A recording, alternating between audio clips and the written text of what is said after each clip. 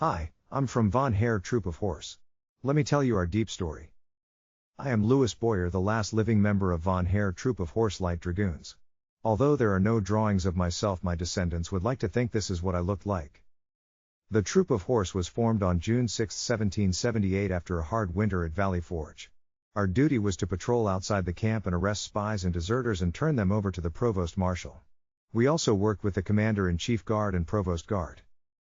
Over the next year and a half the unit went by several names. Troop of Horse.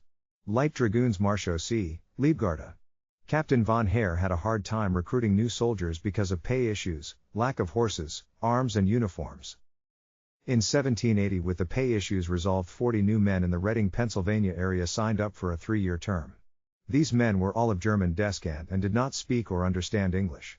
The reason being, if captured they could not tell what was said around headquarters or what their orders were.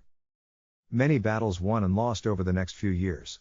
We were winning the war, and Congress in early 1783 started to furlough many of the units in the Army. On June 6, 1783 the Commander-in-Chief and Provost Guards units were being furloughed, and at this point our unit of Von Herr Troop of Horse took over the duties of these units.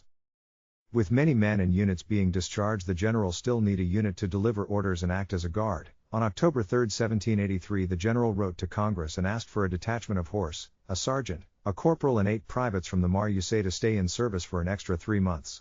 For this service we were paid $166.60 for the extra duty. We carried dispatches. General Washington got messages that the British were leaving New York City, so it was back to the city, and on November 25, 1783 we retook the city. After several days of celebration, the General sent messages to non-furlough officers to meet at Francis Tavern. December 4, 1783 we meet at Francis Tavern. There is no list of officers who attended. You will notice me on the far left. The General saying, with heart full love and gratitude, I now take my leave of you.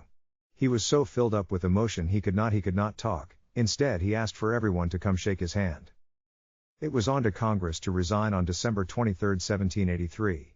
He took out his orders that put him in charge and said, Mr. President, the great events upon which my resignation depended having at length taken place, I now retire from the service of my country. One last trip. We arrived at Mount Vernon December 24, 1783.